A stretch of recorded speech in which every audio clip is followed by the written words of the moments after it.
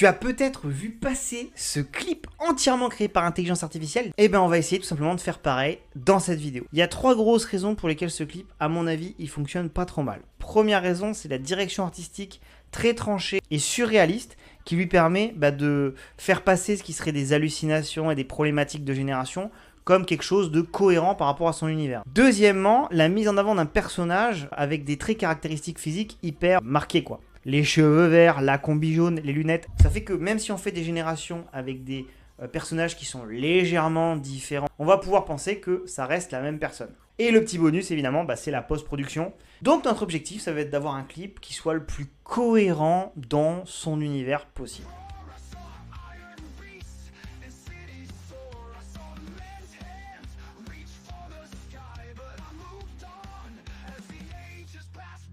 Donc d'abord, on va aller sur ChatGPT pour faire de l'idéation sur l'ensemble du projet. Quel thème on fait, quel univers, quel style de musique. On va le personnifier, lui donner un objectif, des exemples d'artistes que j'apprécie et lui donner toute une petite marche à suivre en le faisant commencer par une phase d'idéation sur le sujet et le style. Ok, donc là on a un début de conversation et je vais directement l'orienter.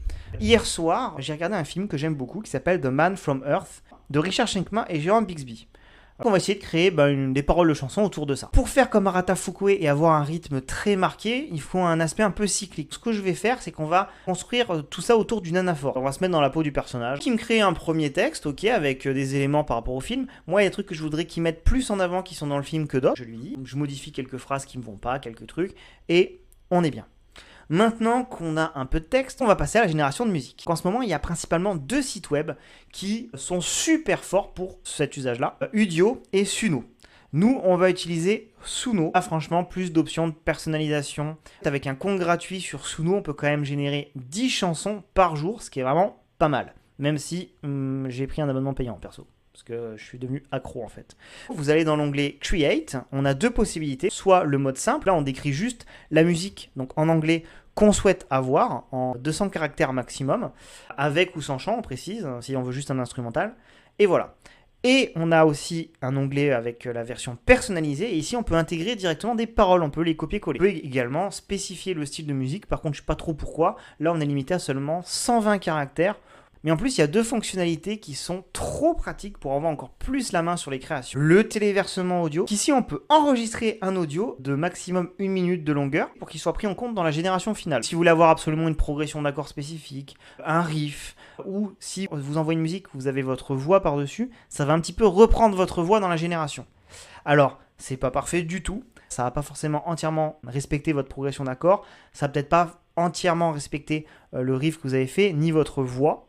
Ça va potentiellement les altérer et en plus ça va conserver un peu le mixage et le mastering de ce que vous allez envoyer. Si vous envoyez un truc enregistré à l'arrache, ça va vous générer une musique qui sera stylisée enregistrement à l'arrache. Une autre fonctionnalité qui est vraiment incroyable, c'est le fait que dans la partie paroles, lyrics, on va pouvoir spécifier des métatags de structure. Donc je veux que cette partie soit instrumentale, je veux que cette partie elle soit chantée de façon triste, cette partie chantée de façon puissante. Ici tu me fais un solo de guitare. Et la liste complète des métatags elle est dispo sur suno.wiki. Toutes ces commandes quand vous les mettez, elles sont globalement prises en compte dans la génération, mais il arrive que non. On va dire que si vous générez 10 musiques et que vous avez mis un pont à un endroit, sur 8 musiques, vous allez avoir le pont et sur 2, il n'y sera pas. Je vais réouvrir ChatGPT, je vais lui envoyer le lien vers suno.wiki pour qu'il ait accès à tous les métatags disponibles et lui dire de restructurer le texte de la chanson en fonction de la documentation pour qu'il me crée un truc dynamique avec de la structure cool. Maintenant qu'on a notre texte, on travaille avec les métatags, on le colle et on a 2 générations qui nous sont proposées. Donc, on va faire d'autres générations en alternant un peu. Déjà, on va voir ce que ça donne. Ok, j'écoute la deuxième. On va pouvoir faire d'autres générations en alternant un peu le prompt pour voir. On peut aussi totalement changer le style si on veut.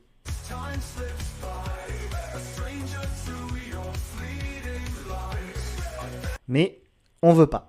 Pour éviter que les générations ressemblent trop à des sonorités d'artistes qui sont spécifiques, connus, on ne peut pas directement les citer dans notre prompt. Mais comme c'est un modèle de langage, en fait la petite astuce c'est de l'écrire en mettant une petite faute de frappe. Attention, par contre, ça ne veut pas dire que votre génération va absolument ressembler à l'artiste que vous avez cité. Mais des fois, sur quelques générations, ça va passer et vous allez un petit peu avoir ce style-là. On va rajouter un petit Rage Against the Machine à la fin et je vais simplifier mon prompt pour avoir un truc plus court. Ok, on va rester sur cette version, c'est très bien. Deuxième, 5 étape, je vais te montrer comment remplacer la voix par une autre. Tu as la possibilité directement dans Suno de télécharger ce qu'on appelle des stems. Simplement, c'est le fichier séparé de l'instrumental et de la voix. Ça peut aussi être des différents instruments. Mais là, en l'occurrence, sur Suno, c'est l'instrumental principal séparé de la voix. Tu télécharges ton fichier de voix isolé et tu vas aller sur kits.ai. C'est un site de génération de voix spécialisé en musique. Par exemple, vous avez Eleven Labs qui est fort pour générer de la voix style parole. Kits.ai, c'est vraiment plus du chant.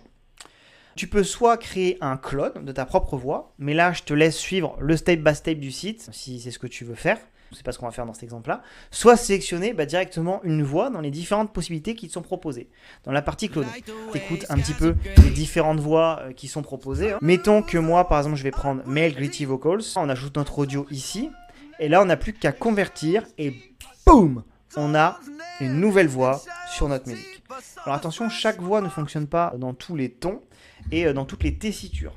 Alors maintenant, on va passer à la génération des images du clip. Pour ça, je vais passer par Midjourney. Il faut qu'on crée un personnage récurrent et il faut qu'on crée les différents tableaux. Notre personnage, il doit avoir été un personnage historique assez important à un moment donné, mais on va prendre des petites libertés. J'imagine bien un gars dans le style de Zach de la Rocha, surtout que ça nous permettrait de lui donner des attributs caractéristiques assez reconnaissables. Je pense notamment aux dreadlocks qu'on pourrait retrouver sur toutes les générations. Alors c'est pas le cas de la Rocha, mais on va lui rajouter une petite barbe aussi pour définir un peu son visage. Alors même pendant la phase de création, je le précise en action pour avoir vraiment un design de rockstar dans l'idée. Je vais essayer de générer un mec directement sur scène. Alors j'ai un premier perso que je vais utiliser comme référence de personnage. Et ça, on peut le faire avec tous les autres membres du groupe. Donc pour les faire revenir sur plusieurs plans et créer une cohérence. Je crée les différents membres du groupe et let's go.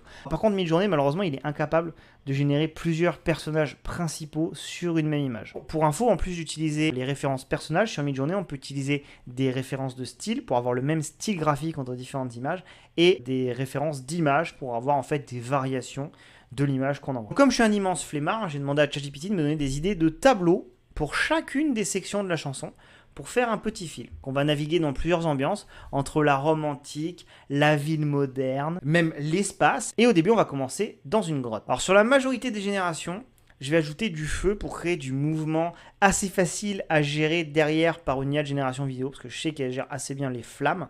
Et en plus, ça a une cohérence d'avoir du feu dans des grottes avec des hommes primitifs. Alors au niveau des prompts pour générer des images, là aussi, je peux demander à ChatGPT de me les générer.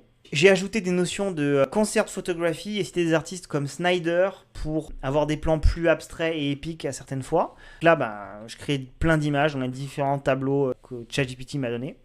Je fais aussi attention à créer des images sans mon perso principal de temps en temps pour créer aussi une ambiance. Aussi à varier les échelles, faire des plans serrés, des plans médiums, des plans larges. Ajouter du mouvement dans la majorité des plans, tout en ayant quelques-uns qui sont hyper statiques pour contraster un peu. Évidemment, il faut aussi essayer de conserver une cohérence graphique.